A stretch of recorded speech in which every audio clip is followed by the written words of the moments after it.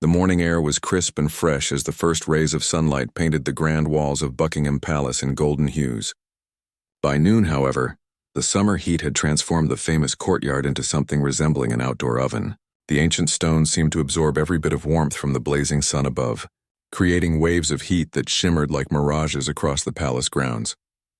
Despite the sweltering conditions, hundreds of tourists had gathered for one of London's most beloved traditions, the changing of the guard ceremony. People from every corner of the world stood shoulder to shoulder, their cameras ready, their excitement palpable. The crowd was a colorful mix of families on vacation, elderly couples checking items off their bucket lists, and young backpackers documenting their European adventures. Among the sea of red uniforms stood a young guardsman who had been stationed at his post since the early morning hours. At 24 years old, he represented everything the British public expected from the Queen's Guard: discipline, dedication, and unwavering commitment to duty. His red tunic was immaculate, pressed to perfection without a single wrinkle visible. The golden buttons gleamed in the sunlight, polished to a mirror-like finish that reflected the curious faces of passing tourists. His iconic bearskin hat, standing nearly 18 inches tall, sat perfectly positioned on his head, despite weighing close to 2 pounds. The black fur had been meticulously groomed, and not a single hair was out of place. This wasn't just a hat. It was a symbol of centuries of military tradition, worn by generations of soldiers who had stood guard over the British monarchy, through wars, celebrations, and everything in between. The guardsman's rifle was held at the exact angle specified in countless hours of training.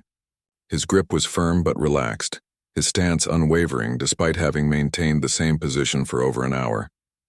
Every muscle in his body had been trained to endure discomfort, to ignore distractions, and to remain perfectly still regardless of what happened around him. The training to become one of the Queen's Guards was legendary for its intensity. Months of preparation went into teaching each soldier how to stand motionless for extended periods, how to ignore taunts and provocations from tourists, and how to maintain absolute focus even when faced with unexpected situations. They learned to breathe so quietly that their chest movements were barely visible. They practiced keeping their eyes fixed straight ahead, while remaining aware of everything happening in their peripheral vision. The heat was becoming increasingly unbearable as the afternoon wore on. Tourists were fanning themselves with brochures and seeking shade wherever they could find it. Ice cream vendors were doing incredible business as people desperately tried to cool down. But the guardsman remained motionless, showing no sign that the temperature was affecting him in any way. Sweat had long since begun forming under his heavy uniform, but his training had prepared him for exactly this kind of discomfort. The thick wool of his tunic trapped heat like an insulation blanket, and the weight of his equipment added to the challenge. Yet his face remained expressionless, his posture perfect, his commitment absolute. The crowd around him was growing larger and more restless as the ceremony time approached. Children were becoming cranky in the heat, parents were struggling to keep everyone hydrated, and the general mood was becoming somewhat strained. People were jostling for better positions, trying to get closer to the guards for photos, and growing increasingly impatient with the formal protocols that kept them at a respectful distance. Security personnel moved through the crowd with practiced ease, ensuring that barriers remained in place and that tourists maintained appropriate boundaries. These weren't just arbitrary rules. They were carefully designed safety measures that protected both the guards and the visitors. The protocols had been developed over decades of experience, taking into account everything from crowd control to security threats. The guardsman had witnessed this same scene play out hundreds of times before. He had seen tourists attempt to break through barriers, had endured countless attempts by visitors to make him smile or react, and had maintained his composure through weather conditions ranging from freezing rain to blazing heat like today. Each experience had only strengthened his resolve and deepened his respect for the traditions he was sworn to uphold. Around him, the ancient architecture of Buckingham Palace stood as a testament to centuries of British history. The building had witnessed coronations and state visits, had housed generations of royalty, and had served as the backdrop for some of the most significant moments in the nation's story. Every stone seemed to carry the weight of history, and every guard who stood watch became part of that continuing legacy. The tourists, meanwhile, were caught up in the excitement of witnessing living history. For many of them, This was a once-in-a-lifetime opportunity to see the famous guards up close. They had traveled thousands of miles and spent considerable money for this experience, and their expectations were understandably high. Tour guides moved through the crowd, sharing historical facts and ensuring their groups stayed together in the growing chaos. They spoke in multiple languages, trying to help international visitors understand the significance of what they were witnessing. The ceremony wasn't just a tourist attraction.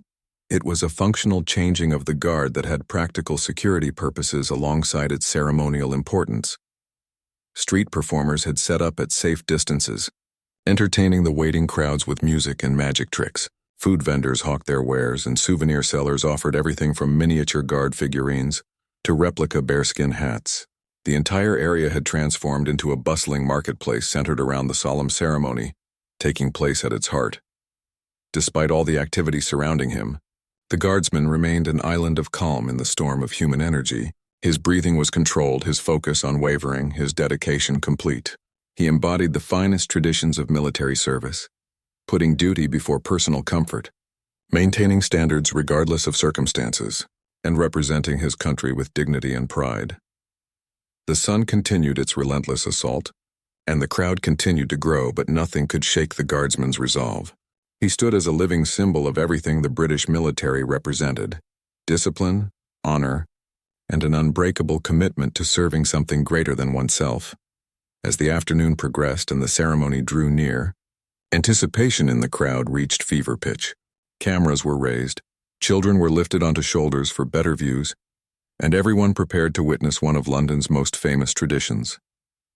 But for the guardsman, this was just another day of service, another opportunity to honor the uniform he wore and the crown he had sworn to protect. Little did anyone in that crowd know that this particular day would become legendary for reasons none of them could have imagined. The guardsman continued his vigilant watch, unaware that he was about to face a test of his training and character that would be remembered for years to come. The woman who would soon become the center of an international incident had arrived in London 3 days earlier with expectations that far exceeded reality. She had planned this European vacation for months, researching every detail and creating elaborate itineraries that would maximize her photo opportunities and social media content. This wasn't just a trip for her. It was a carefully orchestrated production designed to showcase her lifestyle to friends and followers back home. From the moment she stepped off the plane at Heathrow Airport, things hadn't gone according to her precise plans. The weather had been unpredictable, some attractions had been more crowded than expected, and several restaurants hadn't met her impossibly high standards. Each disappointment had added to her growing frustration, and by the time she reached Buckingham Palace, her patience was already wearing dangerously thin. Her expensive camera equipment told the story of someone who took her photography very seriously.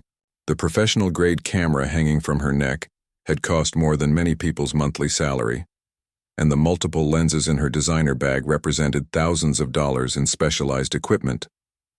She had researched the best camera settings for outdoor photography, studied the optimal times for lighting at various London landmarks, and prepared detailed shot lists for each location on her itinerary.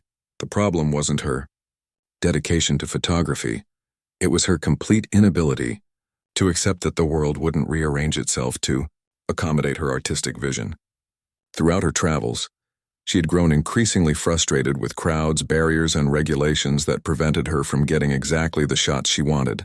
She had argued with museum staff about photography restrictions, complained to hotel managers about the views from her room, and left negative reviews for tour companies that couldn't guarantee perfect weather. Her husband had learned to stay several steps behind her during their sightseeing adventures, partly to avoid being associated with her increasingly dramatic outbursts, and partly to be in position to offer apologies to the people she inevitably offended.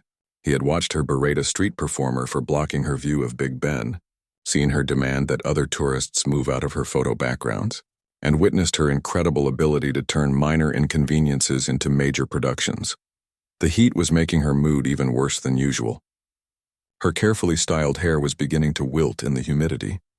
Her makeup was threatening to run, and her designer outfit was proving entirely unsuitable for standing in the blazing sun for extended periods. She had already consumed 2 bottles of expensive water and was growing increasingly irritated with every minute that passed without achieving her perfect palace photographs as she surveyed the scene before her.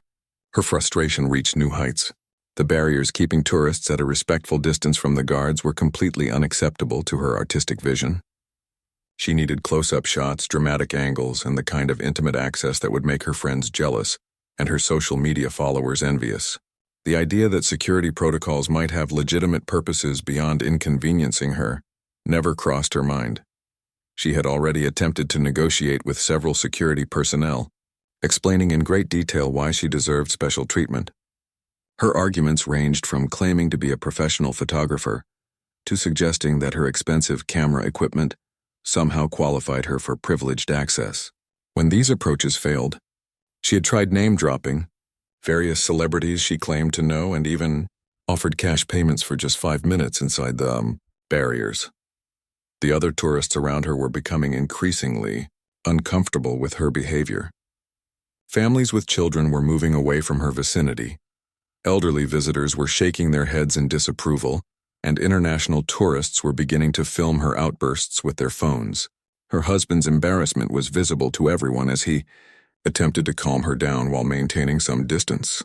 From her more dramatic moments, her demands were becoming more elaborate and unreasonable.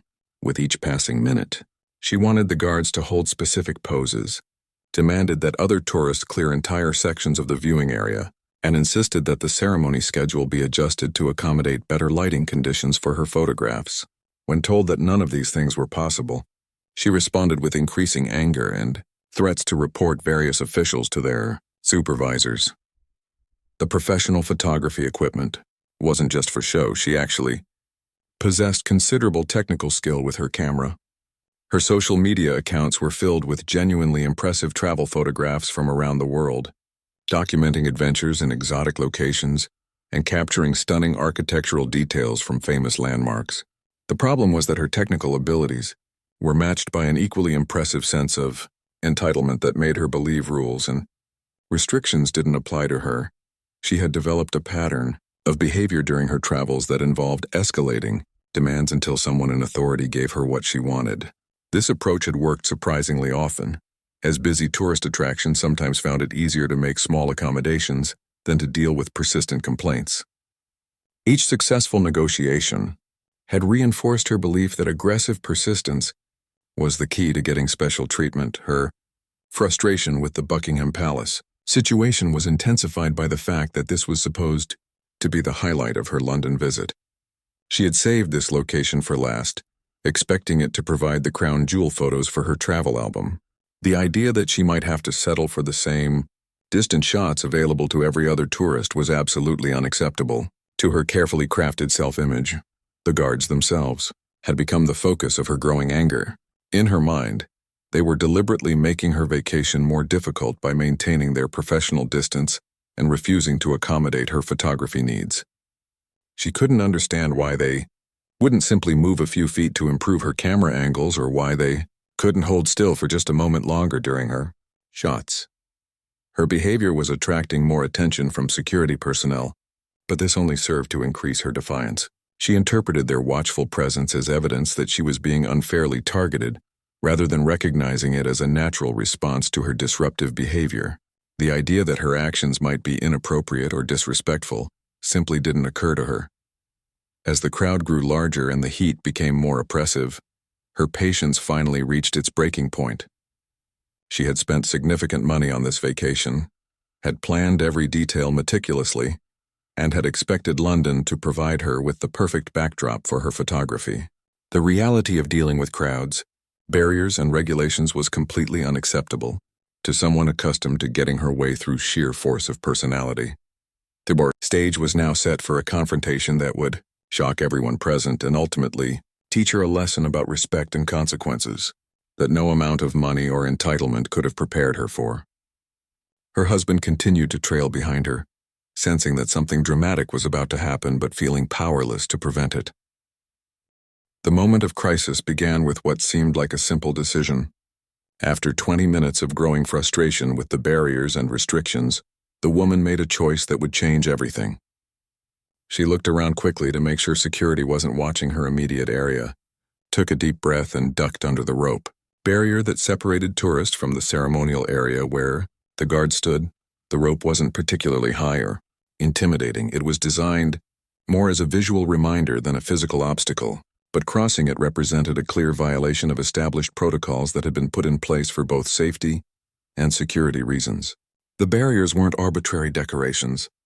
They marked the boundary between public viewing areas and restricted zones where active military personnel were performing official duties. Her initial steps into the restricted area were tentative, almost as if she expected someone to immediately stop her. When no one shouted or physically intervened within the first few seconds, her confidence grew dramatically. She straightened her shoulders, adjusted her expensive camera, and walked with increasing boldness toward the nearest guardsman. Other tourists began to notice what was happening almost immediately. Some pointed and whispered to their companions. Others reached for their phones to document what they sensed might become an interesting situation. A few responsible visitors actually called out warnings, trying to alert her that she was in an area where tourists weren't supposed to be, but she was too focused on her photography mission to pay attention to their concerns. The guardsman she approached had, of course, noticed her presence the moment she crossed the barrier. His training had taught him to be aware of everything happening in his vicinity while maintaining his stoic pose. He could see her in his peripheral vision, could hear her footsteps on the stone courtyard, and could sense her growing excitement as she prepared to take her unauthorized photographs. She positioned herself directly next to him, so close that she could have reached out and touched his uniform. The proximity was both inappropriate and potentially dangerous. Guards needed clear space around them to perform their duties and respond to any legitimate security threats. Her presence in the restricted area also created complications for the security personnel, who were now forced to divert their attention from crowd control to deal with her violation. Her husband, watching from behind the barrier, was mortified by his wife's behavior. He could see the disapproving looks from other tourists, could sense the tension building among the security staff, and understood that his wife had crossed a line that couldn't be uncrossed. He called out to her in increasingly urgent whispers, trying to convince her to return to the designated viewing area before the situation escalated further. But she was completely absorbed in her photography session. She began directing her husband like a professional photographer working with a model, telling him exactly where to stand, which angles to shoot from, and how to frame the shots to capture both her and the guardsman in the same picture. She posed with her arms crossed, then with her hands on her hips, then leaning casually against a nearby post as if she and the guard were old friends. The guardsman remained perfectly still throughout her unauthorized photo session. His training had prepared him for many unusual situations, but having a tourist essentially use him as a prop for vacation photos was testing even his considerable discipline. Every instinct told him that this situation was inappropriate and potentially escalating towards something more serious. But his orders were clear. Maintain position and composure unless directly threatened or ordered to move. Security personnel were already moving toward the situation, but they approached carefully to avoid creating a scene that might disrupt the ceremony or endanger other visitors. The guards at Buckingham Palace dealt with hundreds of minor infractions every day, and they had developed sophisticated protocols for handling various types of tourist misbehavior. Most situations could be resolved with polite but firm guidance back to appropriate areas. The woman, however, was not most tourists. When the first security officer approached her with a respectful request to return to the designated viewing area, she responded with immediate indignation. She couldn't understand why she was being singled out when all she wanted was a few simple photographs. In her mind, she wasn't hurting anyone or causing any real problems. She was simply trying to create memories of her expensive vacation. Her response to the security officer's polite request revealed the depth of her sense of entitlement. She began explaining that she had traveled thousands of miles for this experience, had spent considerable money on her trip, and deserved better treatment than what she was receiving. She pointed out that her camera equipment was expensive and professional, suggesting that this somehow qualified her for special access that wasn't available to ordinary tourists. The security officer remained patient and professional, explaining that the barriers were in place for everyone's safety and that the guards needed clear space to perform their duties. He offered to help her get good photographs from the designated viewing areas and even suggested optimal positions where she could capture impressive shots without violating any protocols. But compromise was not what she had in mind. Her frustration with the entire London experience was now focused on this specific situation, and she was determined to get what she wanted regardless of rules or regulations. She had successfully pushed boundaries throughout her travels, and she couldn't accept that Buckingham Palace might be different from other tourist attractions where persistent complaints eventually led to special accommodations. The crowd was becoming increasingly aware of the drama unfolding before them. What had started as a simple photography session was now clearly developing into a confrontation between an entitled tourist and professional security personnel. Some visitors were filming the interaction with their phones, sensing that they might be witnessing something that would end up on social media. Her husband's embarrassment was becoming more painful with each passing moment. He could see other tourists shaking their heads in disapproval, could hear whispered comments about American tourists and their behavior, and could feel the weight of hundreds of eyes watching his wife's increasingly dramatic performance. He wanted to intervene, but knew from experience that attempting to control her behavior in public often made situations worse rather than better. The guardsman continued to maintain his position with remarkable discipline, despite having an angry tourist just inches away from him and despite the growing commotion surrounding his post. He remained focused on his duties. His breathing stayed controlled, his posture perfect, his expression unchanged. He represented everything that was professional and disciplined about the British military, even as chaos swirled around him. The situation was approaching a critical point where patient diplomacy would no longer be sufficient. The woman's defiance was growing bolder, her demands more unreasonable, and her willingness to respect authority increasingly non-existent. What had begun as a simple boundary violation was evolving into something that would require more decisive intervention, setting the stage for a confrontation that would shock everyone present and ultimately become legendary for all the wrong reasons. The moment that would define this entire incident began with what seemed like routine crowd management. A police officer, specially trained in handling tourist situations at royal venues, approached the woman with the kind of professional courtesy that had diffused thousands of similar situations over the years. His demeanor was calm, his voice respectful, and his intention was simply to guide her back to the appropriate viewing area where she could continue enjoying the ceremony safely. The officer's approach was textbook perfect. He introduced himself politely, acknowledged her desire to get good photographs, and explained the security protocols in terms that emphasized everyone's safety rather than arbitrary rules. He even offered specific suggestions about optimal viewing positions that would give her excellent photo opportunities, while respecting the necessary boundaries around the working guards. For a brief moment, it seemed like the situation might resolve peacefully. The officer's professional manner and reasonable explanations appeared to be having some effect. Other tourists nearby began to relax, assuming that the minor disruption would soon be over and the ceremony could continue without further incident. Even her husband allowed himself to hope that common sense might prevail and they could salvage some dignity from the situation. But the woman's response revealed the true depth of her entitlement and her complete inability to accept that rules applied to her. Instead of acknowledging the reasonable request or showing any recognition that she might have made a mistake, she exploded into a rage that shocked everyone within hearing distance. Her voice rose to a level that could be heard clearly across the entire courtyard, drowning out the conversations of nearby tourists and drawing attention from hundreds of visitors. Her tirade began with accusations that she was being unfairly targeted and discriminated against. She claimed that other tourists had been allowed closer access, that her expensive equipment should qualify her for special treatment, and that the money she had spent on her vacation entitled her to better service. Her complaints grew more elaborate and unreasonable with each sentence, revealing a worldview where customer service meant getting whatever she demanded, regardless of practical or security considerations. The police officer maintained his professional composure throughout her outburst, occasionally trying to interject with calm explanations or alternative suggestions. His training had prepared him for dealing with frustrated tourists, and he understood that travel stress and unmet expectations could sometimes cause people to behave in ways they might later regret. He continued to treat her with respect, even as her behavior became increasingly inappropriate. But her anger wasn't directed solely at the police officer. As her frustration reached its peak, she turned toward the guardsman who had remained motionless throughout the entire confrontation. In her mind, he had become a symbol of everything that was wrong with her London experience.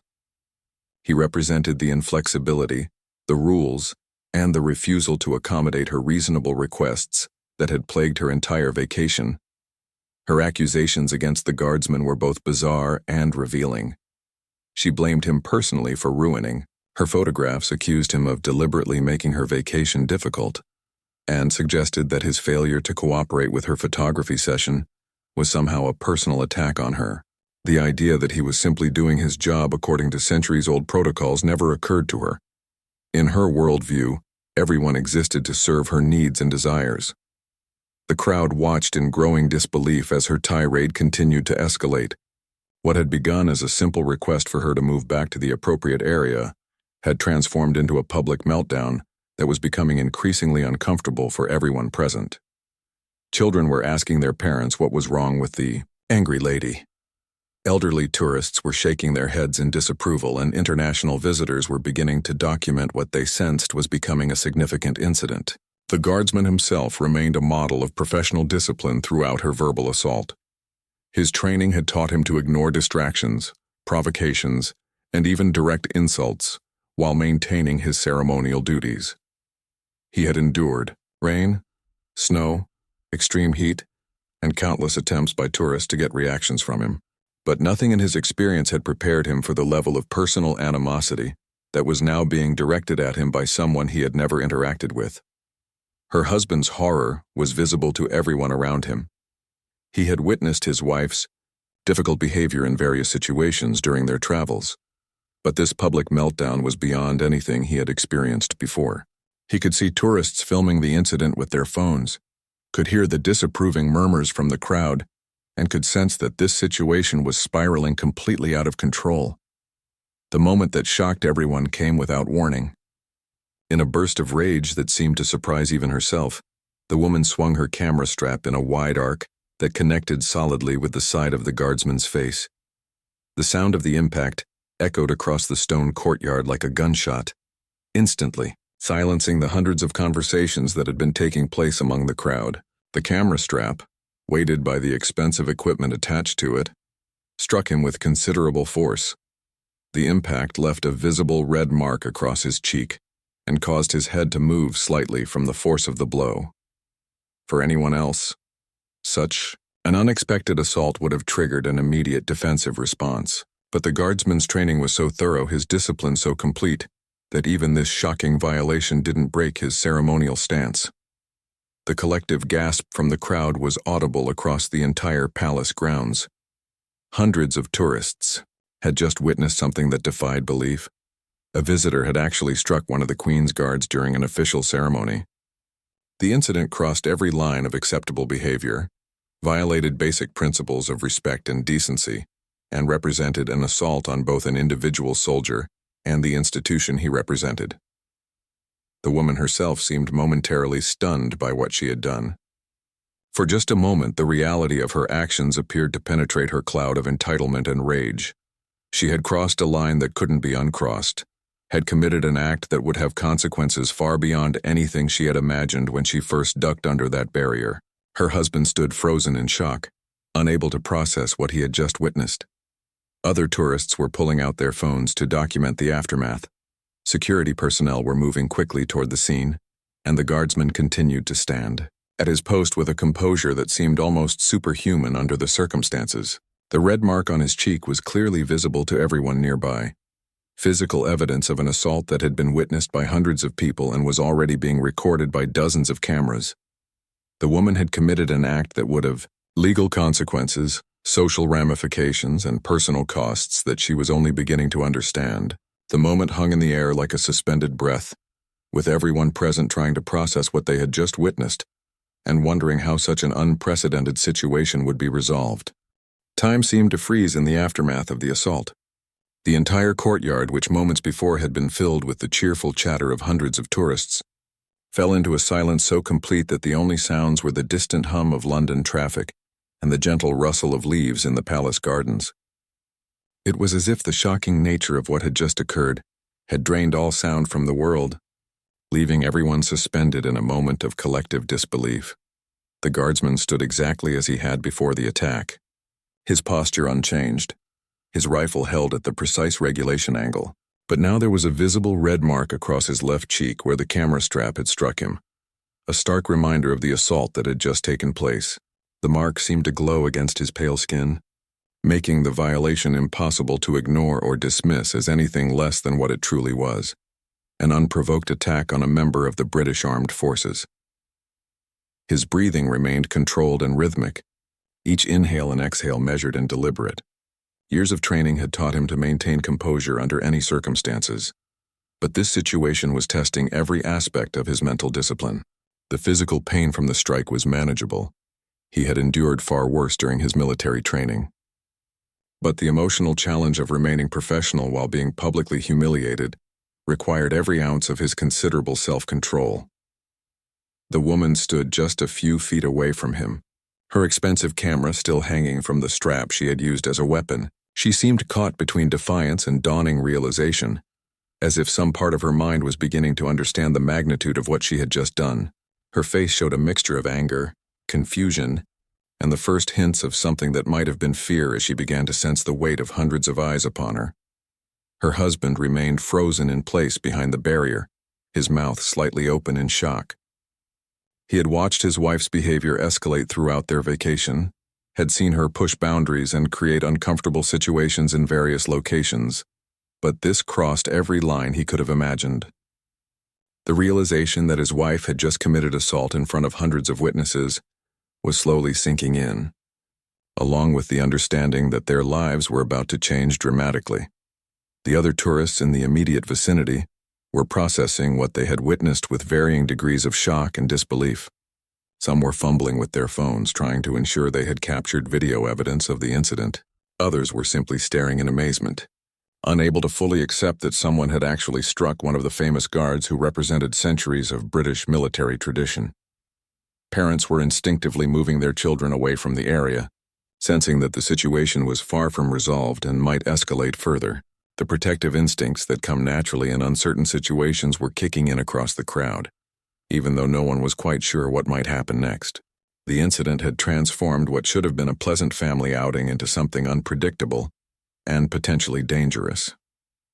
Security personnel were moving toward the scene with practiced efficiency, but they approached carefully to avoid creating additional chaos or panic among the crowd. Their training had prepared them for various types of incidents, but assaults on the guards were extremely rare and required careful handling to ensure both public safety and appropriate response to what was clearly a serious crime. The police officer, who had initially tried to guide the woman back to the appropriate viewing area, was now reassessing the entire situation. What had begun as a routine crowd management issue had transformed into something requiring immediate arrest and criminal charges. His radio was already in his hand as he prepared to call for additional support and to begin the formal process of dealing with an assault on military personnel. The other guards, stationed around the palace, were aware of what had happened, though they maintained their positions with the same unwavering discipline as their colleague. Their training emphasized the importance of not abandoning their posts regardless of distractions or incidents occurring nearby. But their increased alertness was visible to anyone who knew what to look for. Their awareness of their surroundings had intensified, and they were prepared to respond if the situation escalated further. International tourists were particularly shocked by what they had witnessed. Many had traveled great distances specifically to see the famous guards and experience British royal traditions. The idea that someone would assault one of these iconic figures was not just shocking but deeply offensive to visitors who understood the historical and cultural significance of what they were witnessing. The silence stretched on for what felt like an eternity but was probably only 10 or 15 seconds. During that brief span, hundreds of minds were processing the same questions. How would the guard respond? What would happen to the woman? How could someone have been so disrespectful and violent toward a person who was simply doing his duty? The guardsman's face remained expressionless despite the visible mark from the assault. His eyes stayed fixed straight ahead, looking neither at his attacker nor at the crowd that was watching his every move. This level of self-control under such circumstances was almost superhuman, representing years of training and an iron will that refused to be broken by provocation or violence. The woman seemed to be waiting for some kind of reaction, some sign that her attack had achieved its intended purpose of forcing the guard to break his professional composure. Her defiant posture suggested that she still believed she was somehow in the right, that her frustration and entitlement justified her actions. The concept that she had committed a serious crime seemed not to have fully penetrated her consciousness.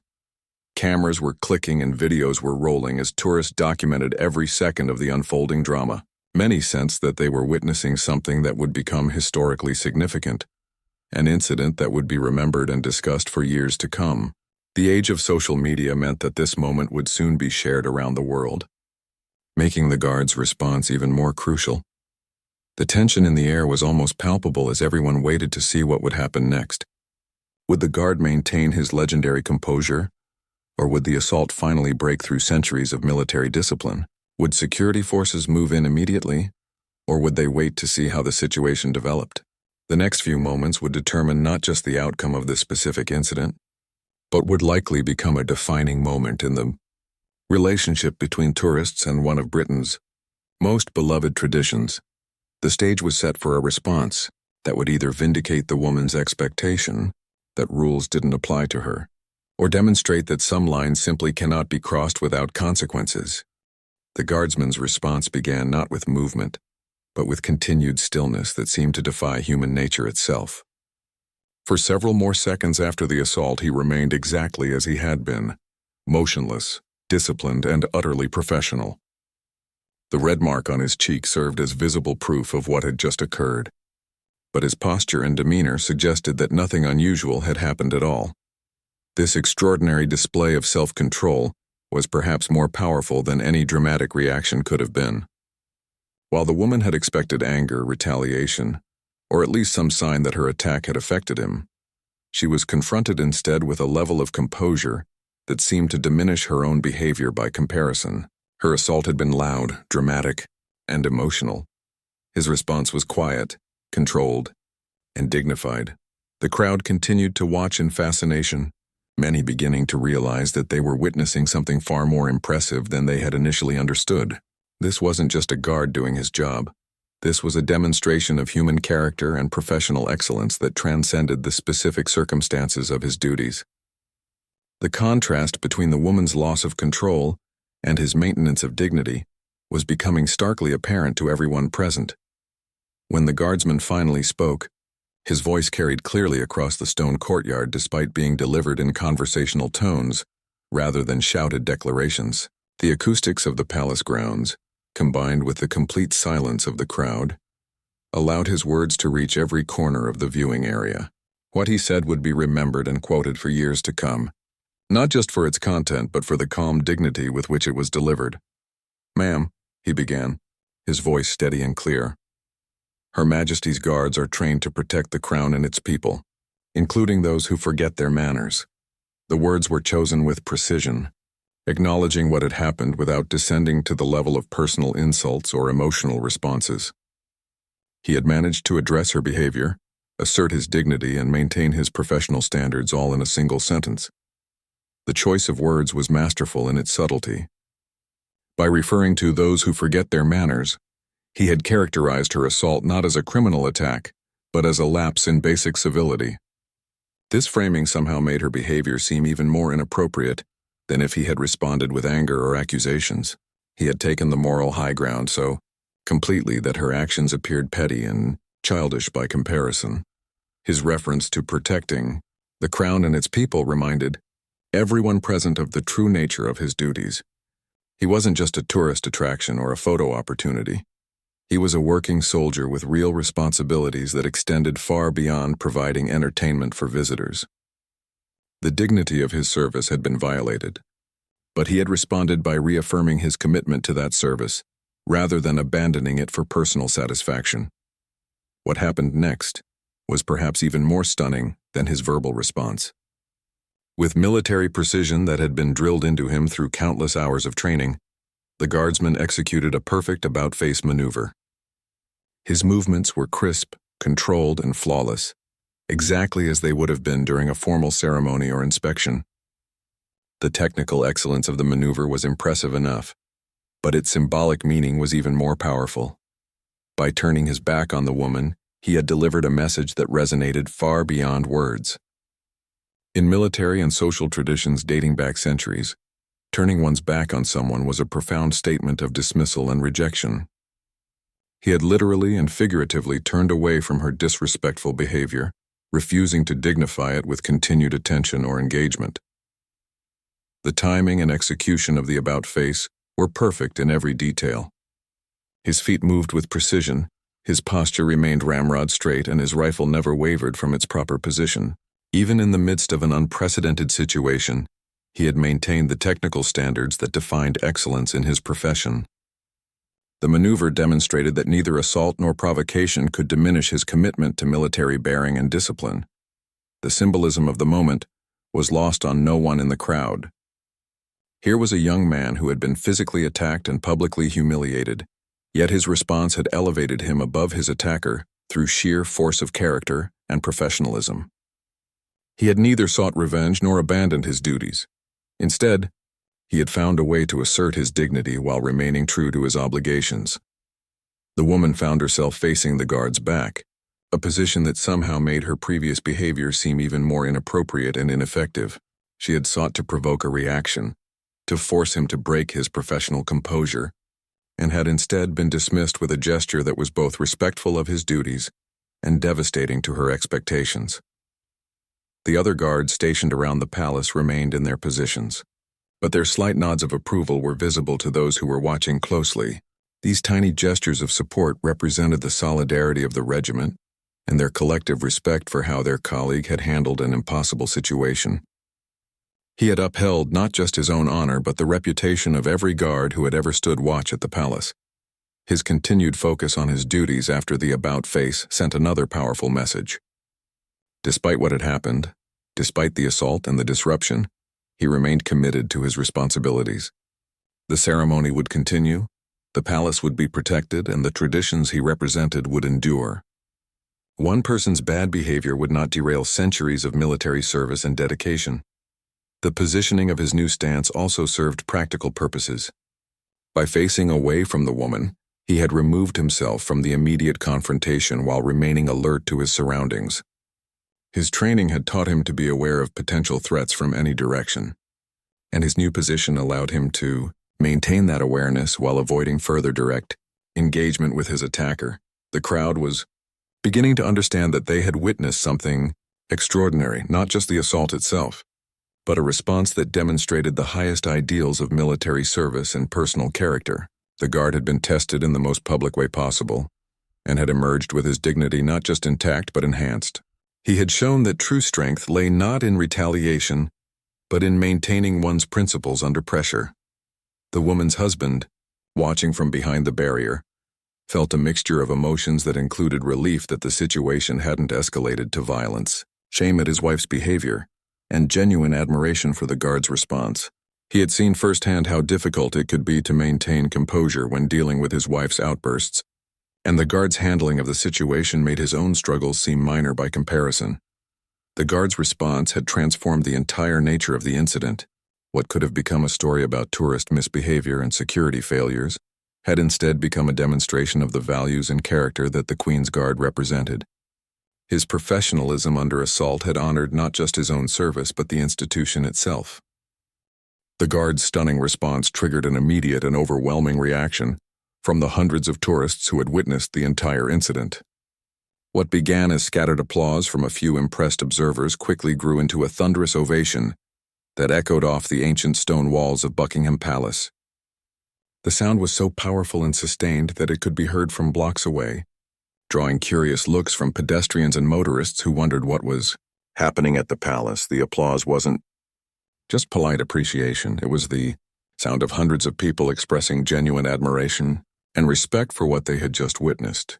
Tourists from dozens of different countries were united in their recognition that they had seen something extraordinary, a display of professionalism and character that transcended cultural boundaries and spoke to universal values of dignity and self-control. Children who had been watching the Incident with wide eyes began to clap enthusiastically, even though they might not have fully understood all the nuances of what had occurred.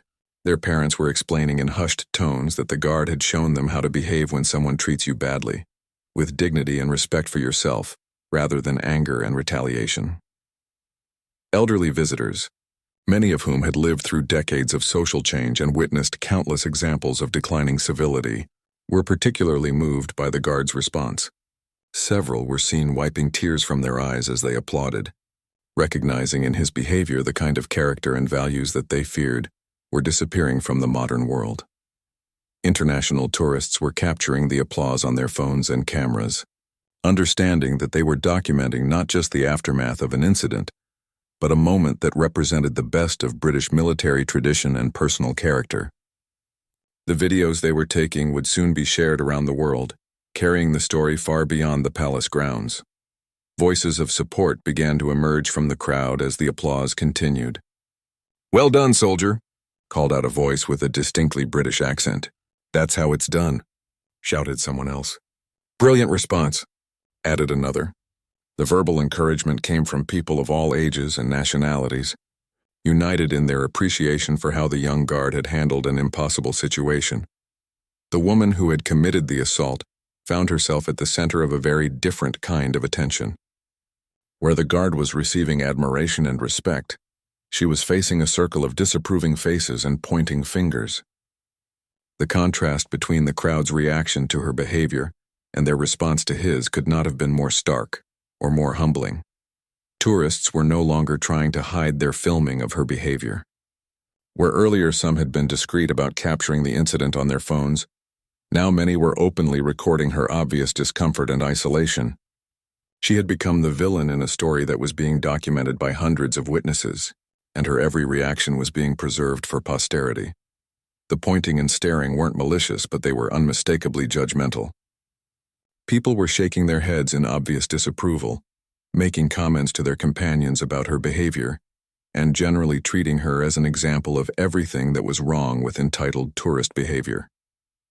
The social consequences of her actions were becoming immediately apparent. Her husband's mortification had reached levels that seemed almost unbearable. He could see tourists taking pictures not just of his wife but of him as well, documenting his association with her behavior. His attempts to distance himself from the situation were futile. Everyone could see that they were together, and his embarrassment was becoming as visible as her defiance. Several tourists were approaching security personnel to offer themselves as witnesses to what had occurred. They wanted to ensure that there would be plenty of testimony available when formal charges were filed, and they were eager to provide their contact information to support any legal proceedings that might follow. The assault had been so clear and so well documented that there would be no shortage of evidence. The crowd's support for the guard was taking on an almost protective quality. People were positioning themselves between him and the woman, creating a human barrier that prevented any possibility of further confrontation. While he certainly didn't need protection from a single disruptive tourist, the gesture demonstrated how completely the crowd had rallied to his side. Tour guides who had been leading groups through the area were now incorporating the incident into their commentary, using it as an example of the discipline and professionalism that made the Queen's Guard legendary around the world. What could have been a disruption to their scheduled presentations had instead become a perfect illustration of everything they had been telling their groups about British military traditions. The other guards, stationed around the palace, were receiving increased attention and appreciation from tourists who now had a deeper understanding of the challenges these soldiers faced. People were looking at them with new respect, recognizing that maintaining such composure under pressure required extraordinary character and training. Street performers and vendors in the area had paused their activities to watch the drama unfold, and they too were expressing admiration for the guard's response. These were people who dealt with difficult customers and challenging situations on a daily basis, and they recognized true professionalism when they saw it. The sustained applause and vocal support were clearly audible to the guard, though his training prevented him from acknowledging the crowd's appreciation in any obvious way. However, those watching closely could see the slight straightening of his shoulders and the almost imperceptible deepening of his breathing that suggested he was aware of and moved by the support he was receiving. Comments from the crowd were becoming more specific and detailed as people processed what they had witnessed. "That's real strength," observed one visitor. "He could have lost his temper, but he chose dignity instead." Another added, "That's what real soldiers are like. They protect people even when those people don't deserve it." The woman's isolation was becoming more complete with each passing moment. Where she had initially seemed defiant and ready to continue her confrontation, she was now visibly uncomfortable with the weight of hundreds of disapproving stares. The social pressure was unlike anything she had experienced during her previous outbursts, and it was clearly having an effect on her confidence. Photography of the guard had taken on a different quality as well. Instead of the casual tourist photos that had been occurring before the incident, people were now taking pictures that seemed more like documentation of a hero or a historical moment. The images being captured would likely become treasured memories of witnessing character under pressure. The crowd's reaction had transformed what could have been a simple story about bad tourist behavior into something much more significant, a demonstration of how people respond to genuine class and dignity when they see it displayed under the most challenging circumstances. The immediate aftermath of the incident unfolded with the swift efficiency that characterizes law enforcement response to serious crimes. Within minutes of the assault, additional police officers had arrived on the scene, and the woman found herself being formally arrested for assault on a member of the British Armed Forces. The charges she faced were far more serious than she had anticipated when she first ducked under that barrier, and the legal consequences would extend far beyond her vacation. The arrest itself was conducted with professional courtesy despite the severity of her actions. British police officers are trained to maintain dignity, even when dealing with individuals who have shown none themselves.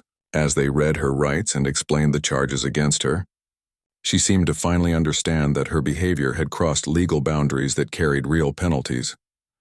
Her husband watched helplessly as his wife was led away in handcuffs, knowing that their carefully planned vacation had transformed into a legal nightmare that would likely dominate their lives for months to come. The financial costs alone would be staggering: legal fees, extended hotel stays while dealing with court proceedings, and the potential civil penalties that might accompany any criminal conviction.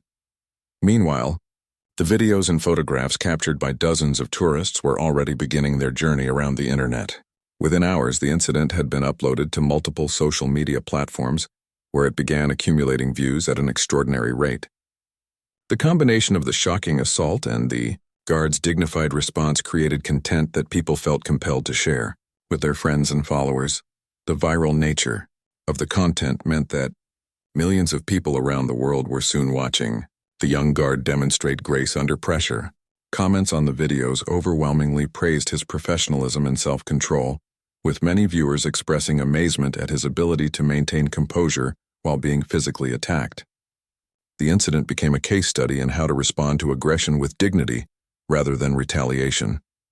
Major news outlets picked up the story within hours, recognizing its appeal to audiences who were hungry for examples of character and principle in an often cynical world. Television news programs featured the video alongside expert commentary about military discipline and the challenges faced by ceremonial guards who must maintain their duties while dealing with increasingly entitled tourist behavior. The woman's identity was quickly established through social media detective work, as internet users matched her appearance in the videos with photos from her own social media accounts. Her previous travel posts, which had showcased her demanding behavior at various tourist destinations, provided context that made her assault on the guard seem less like an isolated incident and more like the inevitable culmination of a pattern of entitled behavior. The ban from all royal properties was announced officially within 24 hours, ensuring that she would never again have access to Buckingham Palace, Windsor Castle, or any other location under the jurisdiction of the royal household. This ban was not temporary. It was a permanent exclusion that would follow her for the rest of her life, a lasting consequence of a few moments of uncontrolled rage. Back at the palace, the guard continued his duties as if nothing unusual had occurred. His superiors, however, were taking note of how he had handled the situation. Military leadership understands the value of soldiers who can maintain discipline under pressure, and his response had demonstrated exactly the kind of character that the Queen's Guard was meant to embody. The commendations he received were both formal and informal. Official recognition came through proper military channels, acknowledging his professionalism in handling a difficult situation. But perhaps more meaningful were the expressions of respect from his fellow guards, who understood better than anyone the challenge of maintaining composure while being publicly assaulted. The incident became a training example used throughout the British military and law enforcement communities. New recruits were shown the video as an illustration of how to maintain dignity and professionalism, even under the most challenging circumstances. The guards' response became a standard against which other examples of grace under pressure would be measured. International media coverage focused on the broader implications of the incident for tourism and respect for cultural traditions. Travel advisors began incorporating discussions of appropriate behavior at ceremonial sites into their guidance for clients, using this incident as a stark example of how quickly tourist misbehavior could escalate into serious legal consequences. The woman's legal proceedings continued for months, with the case drawing significant media attention throughout. Her defense team struggled to find arguments that could mitigate the clear evidence of assault, captured on multiple cameras. The fact that the incident had occurred in front of hundreds of witnesses made any attempt to deny or minimize her actions virtually impossible. The civil consequences extended beyond the criminal charges. Her employer, learning of the incident through the viral videos, initiated disciplinary proceedings that ultimately cost her job. Professional associations distanced themselves from her behavior, and her social media accounts were flooded with criticism from around the world. Her husband, though not charged with any crime, faced his own social and professional consequences as the spouse of someone who had become internationally notorious for assaulting a British soldier.